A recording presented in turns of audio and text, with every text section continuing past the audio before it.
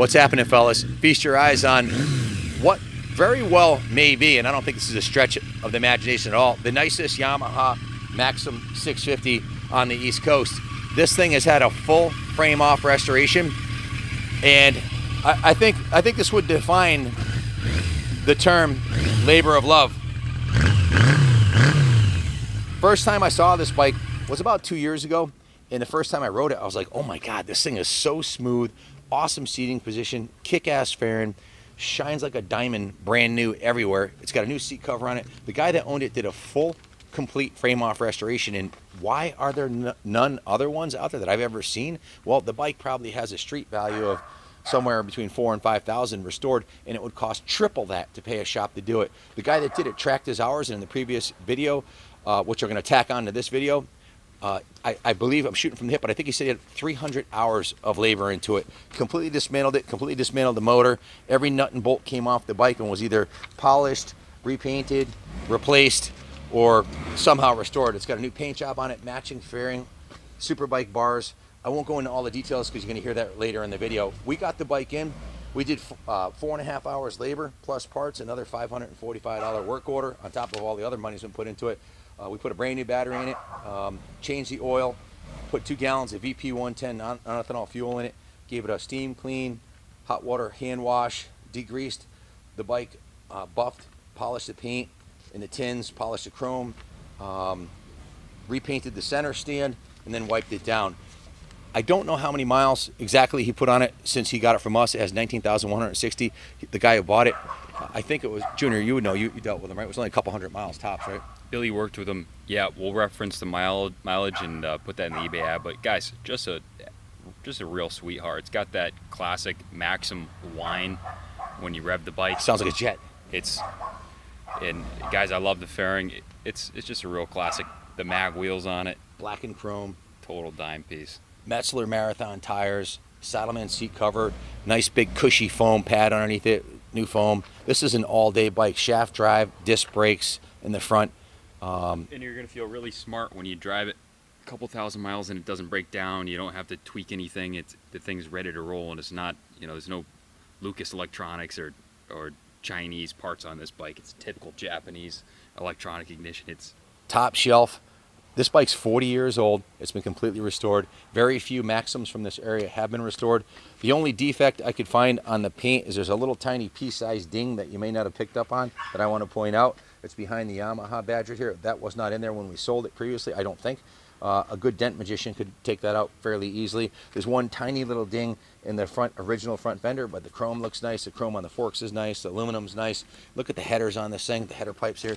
The chrome, nice shine. Center stand, definitely when you would display it, this is the kind of bike where if you want to buy something that every time you walk in your garage to go to work to pull a double shift or you're busting your ass, you can look at it and say, it's worth it. My dad used to say, you got to reward yourself for working hard, and this is a bike you can be proud of. You're not going to run into any other bikes like this when you go to Daytona, Laconia, Sturgis, wherever you go. You're going to have the only pristine 4-decade-old classic Yamaha Maxim 650 that looks better than it did new. Kyle, you want to take it for one last ride? It's going on display in the motorcycle. What was your impression of the bike? Oh, I thought it was just a wicked smooth running bike. I mean, it does feel like it just came off the factory floor. It really does. How about the sound? Oh, it sounds nice. What does the sound remind you of? I don't even know. It's a unique sound that you don't find often with these motorcycles, in my opinion. I mean, a lot of the inline 4 Jap bikes sound the same, but this one's got a unique whistle to it almost. It does. I thought it sounded like a jet. That's a sound. It makes it sounds like a maybe it's a YICS system. Yeah. I'm not sure. The intake, the exhaust, but the Japanese engineers hit a grand slam on this one. It's it's an XJ. Yeah, it's smooth and they're fast. Oh yeah. Let's hear one last time before she gets parked in the museum. Electric start.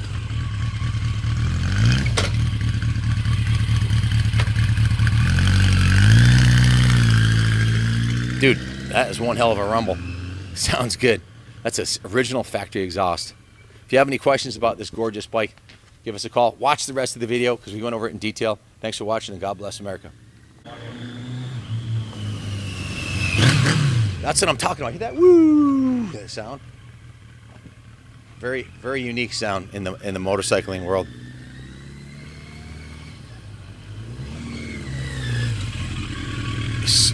No valve clatter. Suspension's in mint shape. New Metzler Marathons.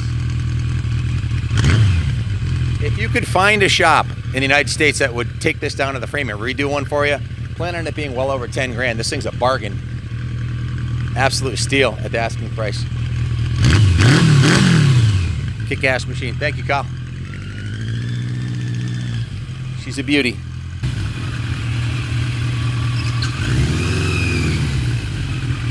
My good friend Randy Fitzgerald built this bike from the ground up.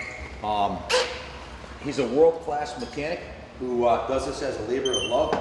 He's done several of these Yamahas. He has a Seika 750 that he did, and he had this 650 and a GS550. I just bought this bike from him. He needed to sell it to raise some funds and make some room in his garage. And you're not going to believe what he put into this thing. He put over 360 hours of labor, 3 years working on this bike, nights and weekends. Kept track of his time, and the motorcycle was completely stripped down to the frame. Just want to get the water off of it. It just was drizzling out. The bike was completely stripped to the frame. The frame was sandblasted, primered, and repainted the factory color. Then he took the engine, completely dismantled the engine, put brand new clutch basket in it, wrinkled black finish, the paint on the engine, painted the heads and cylinders, completely rebuilt the carbs, the airbox, all new jets, all new rubber boots. See how smooth and pliable these are? This is an antique. This motorcycle is 35 years old. It's registered with the Antique Motorcycle Club of America as an antique at 35 years old. Yet it looks extremely modern. And what surprised me the most about this bike is when I rode it. I can't believe how good this bike is. The brakes, the suspension, the motor sounds like a jet. It has the original stock exhaust is smooth, fast. The transmission is beautiful. I ride a brand new Harley Davidson Dyna ride. You know, to tell you the truth, this thing rides better than the new Dyna. It's an amazing, amazing machine. It's absolutely gorgeous. The engine was completely rebuilt. New heads were put on it. New pistons, new rings, all new gaskets, all new circlips. Everything's brand new inside the engine. He completely dismantled the engine right down to the cases, completely rebuilt it, brand new clutch, and reassembled it like brand new. So it's a brand new engine. Over $3,000 in parts. He didn't have all the receipts for this bike. The one he did for his wife, he kept all the receipts. The one he did for his wife, he had $1,700 in receipts. This one, he had a lot more into it, but he said he didn't want her to get mad at him, so he didn't keep them all. The bike is completely rebuilt, and it runs like a brand new bike. The paint job is absolutely gorgeous. Imran style paint, black, just absolutely gorgeous. The chrome on the bike is beautiful. It has a matching front fender fairing by Emgo. It's absolutely beautiful with a smoke windshield. Has new mirrors, new grips. Take a look at the switch housing. This is a brand new NOS switch housing. Looks like the day it came out of the box. The tach and speedo are like brand new. It just shows just 18,000 miles on the speedometer. Inside of the tank is like brand new. He had cleaned the tank and did the metal rescue treatment on it, so it's like brand new on the inside. Everything on this bike has been replaced. The front end was completely rebuilt, all new steering head bearings, brand new seals in the forks. The caliper was rebuilt. The master cylinders were rebuilt. He put braided stainless brake lines on this bike. Let me put this into perspective for you, okay? We're a professional shop. If we do a frame off and dismantle your bike to the frame and do 360 hours of labor at $90 an hour, that's $32,000. It's absolutely ridiculous. Even at $50 an hour, it would have been $15,000 for labor. So it's safe to say you won't find another Maxim anywhere in the world like this that's been completely rebuilt by a master craftsman like Randy. The carburetors were completely rebuilt and painted to match the bike. All the chrome is beautiful. All the chrome trim is beautiful. It has the engine crash bars to protect the engine. The front tire is a new Metzler ME880 Marathon tire. So brand new tire, brand new brakes. The master cylinder's been rebuilt. Braided stainless brake lines, sport bars with new mirrors, brand new grips. The seat has been completely rebuilt with a Saddleman cover. This is a top of the line Saddleman cover with new foam in there. Super, super comfy, cushy saddle. New rubbers on the shifter, new rubbers on the pegs, brand new air filter, carbs rebuilt, brand new battery in the bike.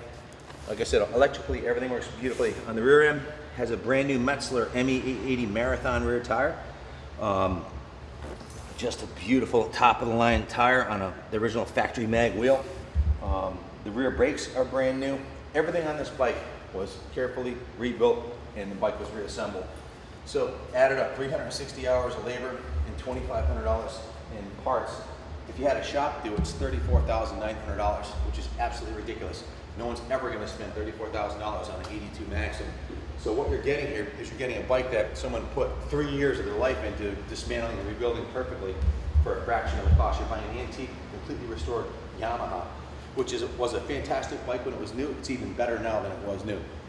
It's an inline 4-cylinder, air-cooled, shaft-driven, low-maintenance, twin-cam engine housed in a stylish cross-braced duplex steel tube frame. This Maxim is praised for its performance and braking. This year, the Maxim was upgraded with a more comfortable handlebar, air-adjustable forks, and a more luxurious seat. The seat's super comfortable.